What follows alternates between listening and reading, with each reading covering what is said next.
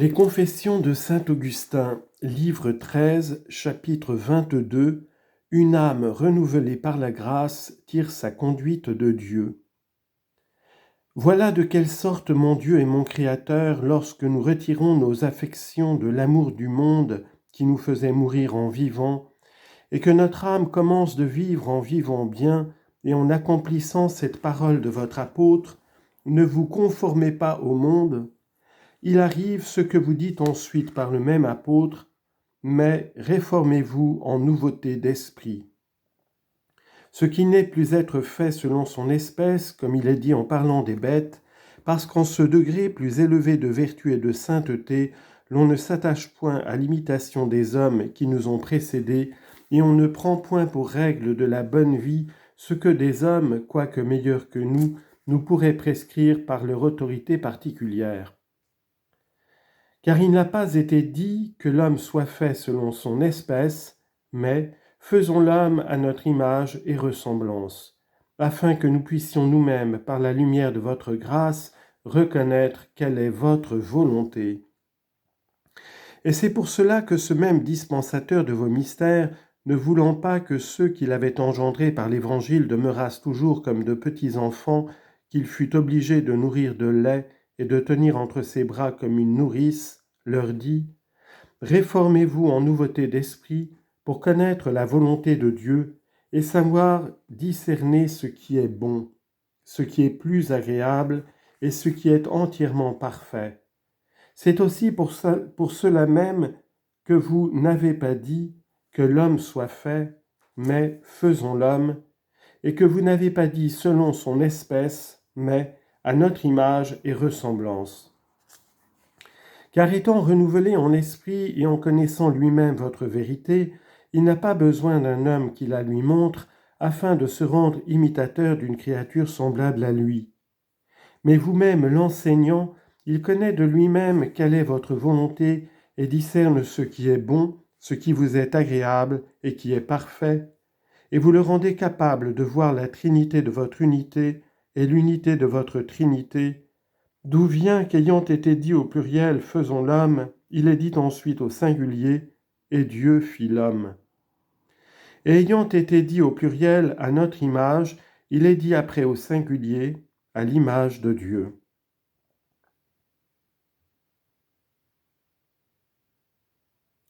Ainsi l'homme est renouvelé pour être rendu capable de la connaissance de Dieu selon l'image de celui qui l'a créé, et cet homme spirituel juge de toutes les choses dont on peut juger sans qu'il puisse être jugé de personne. Chapitre 23. De quelles choses l'homme spirituel peut juger. Or, quand nous lisons dans l'Écriture que l'homme spirituel juge de tout,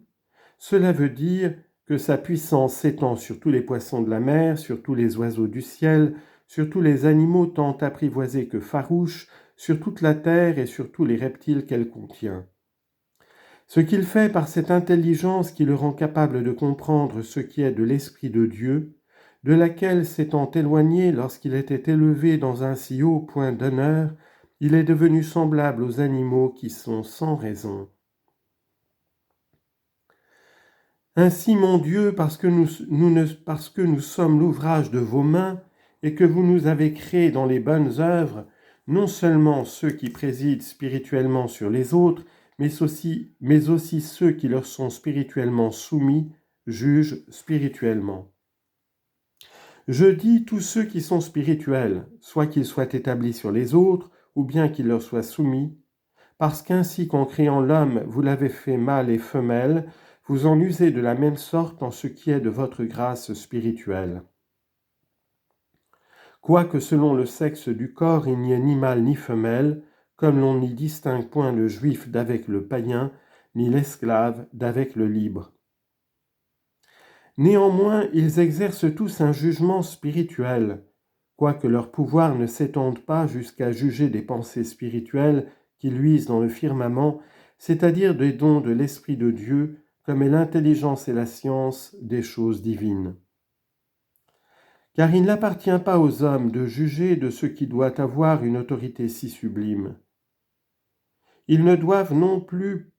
ils ne doivent pas non plus s'établir juges de vos saintes écritures, encore qu'il s'y trouve quelque obscurité, puisqu'au contraire nous devons y soumettre notre esprit et tenir pour très certain que ce que les yeux de notre âme ne sont pas capables d'y pénétrer est très véritable. Et ainsi l'homme, quoique spirituel et renouvelé dans la connaissance de Dieu selon l'image de celui qui l'a créé, doit se rendre exécuteur de la loi et non pas juge de la loi. Il ne saurait non plus juger de la différence qu'il y a entre les hommes spirituels et ceux qui sont encore charnels, et lorsqu'il n'a pu connaître par leurs actions ainsi que les arbres se connaissent par leurs fruits, quels ils sont dans le fond du cœur, mais il ne saurait se cacher à vos yeux, mon Dieu, et avant même que vous eussiez créé le firmament, c'est-à-dire que vous les eussiez fait être ce qu'ils sont par votre grâce, vous saviez déjà quels ils étaient, vous les aviez séparés d'avec les autres et les aviez déjà appelés dans votre secret. L'homme, quoique spirituel, ne juge point non plus de ce grand nombre de personnes engagées dans le trouble et les agitations du monde. Car pourquoi jugerait-il de ceux qui sont hors l'Église, comme dit saint Paul, puisqu'il ignore qui sont ceux d'entre eux qui doivent goûter un jour la douceur de votre grâce, et qui sont ceux qui doivent demeurer pour jamais dans l'amertume de l'impiété. L'homme que vous avez formé à votre image n'a donc point reçu la puissance de juger ni ces astres du firmament, ni même ce firmament dont la connaissance nous est cachée, ni ce jour ni cette nuit que vous avez fait avant la création du ciel, ni le ramas des eaux qui porte le nom de mer, mais il a seulement reçu la puissance de juger les poissons de la mer, les oiseaux du ciel, les animaux, toute la terre et tout ce qui rampe sur la terre. Ainsi, il juge et approuve ce qu'il connaît être bon, et condamne et rejette ce qu'il voit être mauvais, soit en la solennité des sacrements que reçoivent ceux que votre miséricorde attire à son service des eaux amères de l'infidélité du monde, soit en la solennité de ce mystère adorable qui nous présente ce poisson mystérieux tiré du fond de la mer. Que la terre fidèle mange dans la sainte Eucharistie, soit dans les paroles et les discours de piété qui doivent être soumis à l'autorité de vos saintes Écritures, comme étant figurés par les oiseaux qui volent dessous le ciel, lorsque l'on expose, que l'on explique et que l'on fait entendre au peuple les vérités divines, lorsqu'on le bénit et que l'on invoque votre nom par des prières vocales et extérieures, afin que le peuple puisse répondre « Ainsi soit-il ». Les ténèbres de l'abîme de ce monde et l'aveuglement de notre esprit, qui pendant qu'il est enfermé dans ce corps mortel ne saurait pénétrer les pensées, sont cause qu'il faut crier de la sorte aux oreilles du corps et employer la voix pour se faire entendre. Ainsi, quoique ces oiseaux, qui sont les paroles dont on se sert pour annoncer votre vérité, se multiplient sur la terre, ils ne laissent pas néanmoins de tirer leur origine des eaux. L'homme spirituel juge aussi et approuve ce qui est bon, et improuve ce qui est mauvais, selon qu'il en peut connaître par les sens du corps, dans les mœurs et dans les œuvres des fidèles. Il juge des aumônes comme des fruits que produit la terre, des affections comme des animaux apprivoisés, et de tout ce qu'il trouve de louable dans la chasteté, dans les jeûnes et dans les saintes pensées, autant qu'elles paraissent au dehors par les effets extérieurs. Car ce jugement de l'homme spirituel s'étend à toutes les choses dans lesquelles il a le pouvoir de corriger et de reprendre. Chapitre 24. Pourquoi Dieu a béni l'homme, les poissons et les oiseaux, et non pas les autres créatures. Mais d'où vient mon Dieu et quel est ce secret, ce mystère que vous bénissez les hommes afin qu'ils croissent, qu'ils multiplient et qu'ils remplissent la terre? Ne nous voulez-vous pas faire comprendre par là quelque autre chose? Et pourquoi n'avez-vous pas béni de la même sorte ni la lumière que vous avez nommée jour, ni le firmament du ciel, ni le soleil, ni la lune, ni les étoiles, ni la terre, ni la mer? Certes, je dirais, mon Dieu, qui nous avait créés à votre image, que vous avez voulu accorder particulièrement à l'homme cette faveur de votre bénédiction, si je ne voyais que vous avez béni de la même sorte les poissons et les baleines, afin qu'ils crussent et multipliassent, et qu'ils remplissent les eaux de la mer. Et si vous n'aviez aussi béni les oiseaux, afin qu'ils multipliassent sur la terre. Je dirais aussi que cette bénédiction s'étend sur toutes les choses qui se multiplient et qui conservent leur espèce par la génération, si je voyais qu'elle eût été donnée aux plantes, aux arbres et aux animaux de la terre. Mais il ne leur a pas été dit non plus qu'aux serpents croissez et multipliez. Encore que toutes ces choses se multiplient et se conservent par la génération, aussi bien que les poissons, que les oiseaux et que les hommes, et qu'elles conservent ainsi leurs espèces.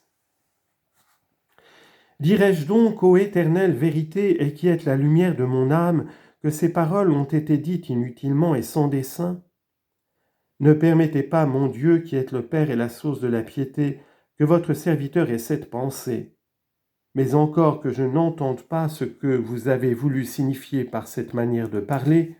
que ceux qui sont meilleurs que moi, c'est-à-dire plus intelligents, le comprennent, mon Dieu, chacun selon la capacité que vous leur en avez donnée, et que la confession que je vous fais de mon ignorance sur ce sujet soit agréable devant vos yeux, puisque je demeure toujours dans cette ferme créance que vous n'avez pas en vain parlé de la sorte.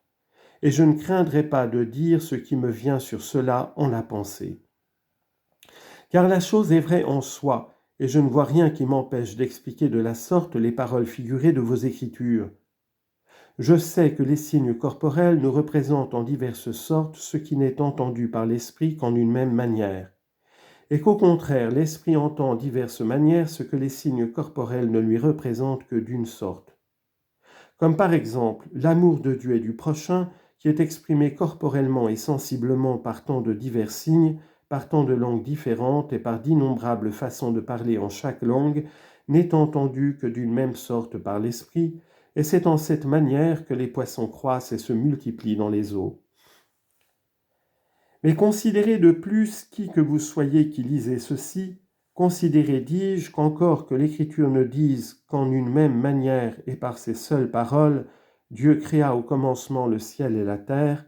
on ne laisse pas néanmoins de les entendre diversement, non en leur donnant des sens qui contiennent de la fausseté et de l'erreur, mais par les diverses manières qu'il y a de les entendre sans blesser la vérité. Et c'est ainsi que la postérité des hommes croît et se multiplie.